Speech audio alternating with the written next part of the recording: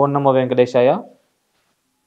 మనము ఈరోజు 1 జనవరి 2024 నుంచి 31 డిసెంబర్ 2024 వరకు సంవత్సర లగ్న రాశి ఫలితాల గురించి తెలుసుకుందాం.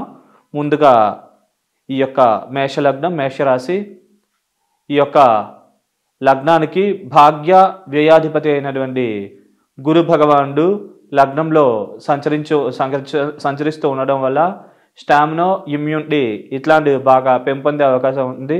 విద్యార్థులకి విద్యలో మార్కులు బాగా ఎక్కువ వస్తాయి. అలాగే భాగ్యాభివృద్ధి, నిల్వధనం పెంపొందడం, చేసే వృత్తిలో మంచి రాణింపు, అలాగే వివాహ ప్రయత్నాలు చేసే వాళ్ళకి వివాహం పరంగా వరుడైతే వధువు, వధువైతే వరుడు లభించే అవకాశం చాలా ఎక్కువగా ఉంటుంది. కాబట్టి ఈ సమయాన్ని మీరు సద్వినియోగం చేసుకుని తొందరగా ఈ యొక్క పనులని నెరవేర్చుకోగలరు.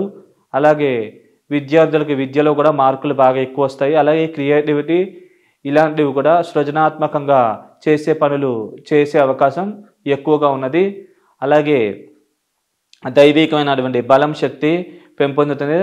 తీర్థయాత్రలు, పుణ్యక్షేత్ర సందర్శనాలు ఇట్లాంటివి చేసే అవకాశం బాగా ఎక్కువగా ఉంటుంది. అలాగే బంగారు ఆభరణాలు కూడా బాగా కొనుగోలు చేస్తారు.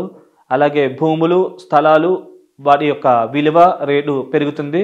మీరు కొనాలనుకుంటే తక్కువ రేటుకి భూములు లభించే అవకాశం ఉంటుంది. అలాగే అమ్మాలనుకుంటే కనుక మీరు అనుకున్న రేటుకి దగ్గరగా మీకు అమ్ముడుపోయే అవకాశాలు కూడా ఎక్కువగా ఉన్నాయి. కాబట్టి సద్వినియోగం చేసుకోగలరు.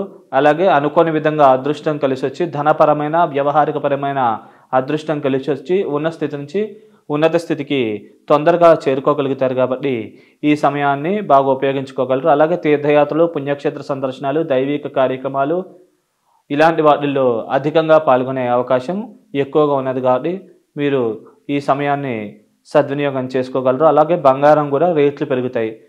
అది మీరు ఒకవేళ బంగారు ఆభరణాలు కొనుగోలు చేస్తే కనుక వాటి యొక్క ధరలు పెరిగే అవకాశం ఎక్కువగా ఉన్నది.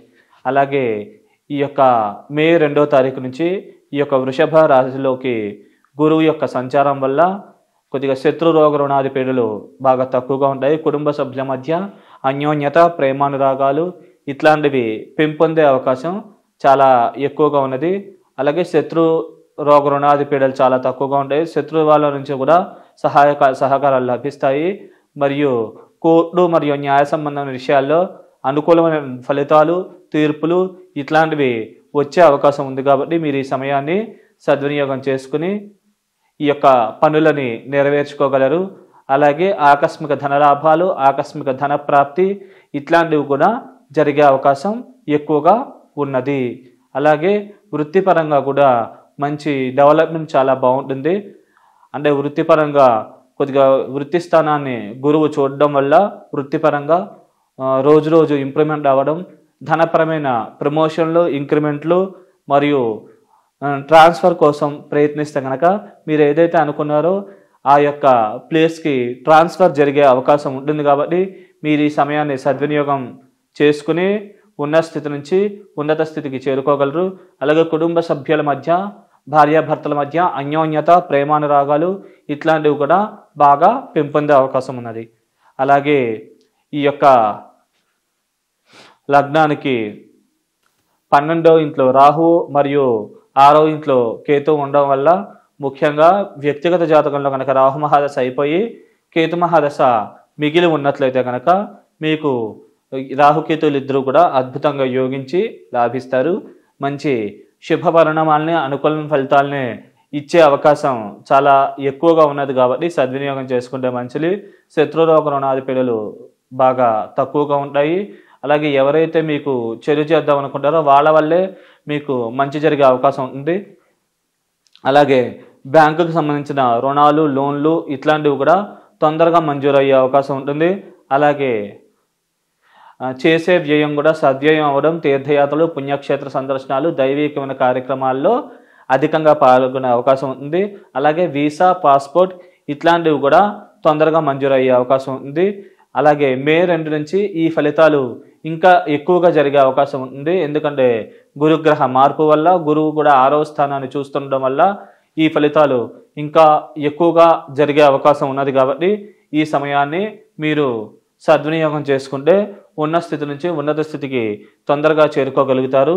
అలాగే ఒకవేళ వ్యక్తిగత జాతకంలో కనుక మీకు కేతు మహాదశ ముందైపోయి రాహు మహాదశ తర్వాత వచ్చినట్లయితే కనుక కొద్దిగా శత్రురోగ రుణాది పీడలు ఇట్లా స్వల్పంగా ఇబ్బంది పెట్టే అవకాశం ఉంటుంది.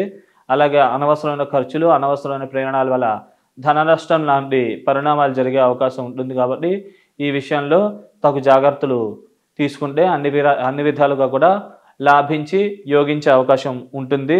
అలాగే ఈ యొక్క లగ్నానికి దశమ లాభాధిపతి అయిన శనీశ్వరుడు లాభస్థానంలో ఉండడం వల్ల లాభాల పేరుతో స్వల్పంగా నష్టం జరగడము, విద్యార్థులకి శని దశలు అంతర్దశలు నడిస్తే మార్కులు కొద్దిగా తక్కువగా రావడం లాంటి పరిణామాలు జరిగే అవకాశం ఉంది. కొద్దిగా స్టామినా ఇమ్యూనిటీ తగ్గడం, కొద్దిగా అనవసరమైన భయాలు, ఫోబియాల వల్ల ఇబ్బంది పడడం లాంటి పరిణామాలు జరిగే అవకాశం ఉంది.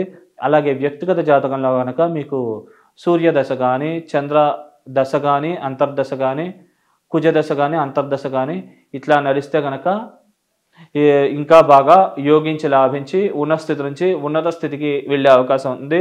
అలాగే వ్యక్తిగత జాతకంలో శుక్ర, శని, బుధ దశలు నడిచినట్లయితే కనుక కొద్దిగా మానసికంగాను శారీరకంగా చిన్న చిన్న ఇబ్బందులు, సమస్యలు, ఒడిదుడుకులు ఇట్లాంటి వాటి వల్ల సతమతమయ్యి సమస్యలు వచ్చే అవకాశం ఉంది. కాబట్టి ఈ విషయాల్లో కొద్దిగా జాగ్రత్తగా వ్యవహరించగలరు. అలాగే వ్యక్తిగత జాతకంలో కనుక రాహు మహాదశ 18 సంవత్సరాలు మిగిలి ఉన్నా కూడా కొన్ని చిన్న చిన్న ఇబ్బందులు వచ్చే అవకాశం ఉంది. ఈ విషయంలో జాగ్రత్తగా ఉంటే కనుక మిగతా అన్ని పరాలకు కూడా లాభించి యోగించి ఉన్న స్థితి నుంచి ఉన్నత స్థితికి రాగలుగుతారు. అలాగే మీరు వ్యక్తిగత జాతకంలో మీరు దోష ప్రభావాలను తగ్గించుకుని ఉన్న స్థితి నుంచి ఉన్నత స్థితికి చేరుకోవాలనుకుంటే కనుక నల్ల నువ్వులు, మినపపిండి ఈ రెండూ కూడా బెల్లంతో పాటు కలిపి శనివారం కూడా ఆవుకి శని స్తోత్రం, రాహు స్తోత్రం చదువుకుని పశ్చాత్తాభావంతో ఆవుకి తినిపించినట్లయితే కనుక ఈ దోషం యొక్క ప్రభావం తగ్గి ఉన్నత స్థితి నుంచి ఉన్నత స్థితికి చేరుకోగలుగుతారు. అలాగే దైవికంగా మీరు రెగ్యులర్గా రోజు చదువుకోవాల్సిన స్తోత్రాలు అయితే కనుక లక్ష్మీ స్తోత్రము, అలాగే విష్ణు సహస్రనామ స్తోత్రం ఇవి పారాయణ చేసుకుంటూ దగ్గరలో విష్ణు సంబంధమైన ఏమైనా దేవాలయం ఉంటే కనుక ప్రదక్షిణ నమస్కారాలు ఆచరించుకోవడం, శక్తి ఉన్న వాళ్ళు నెలార్చనకి కట్టడం,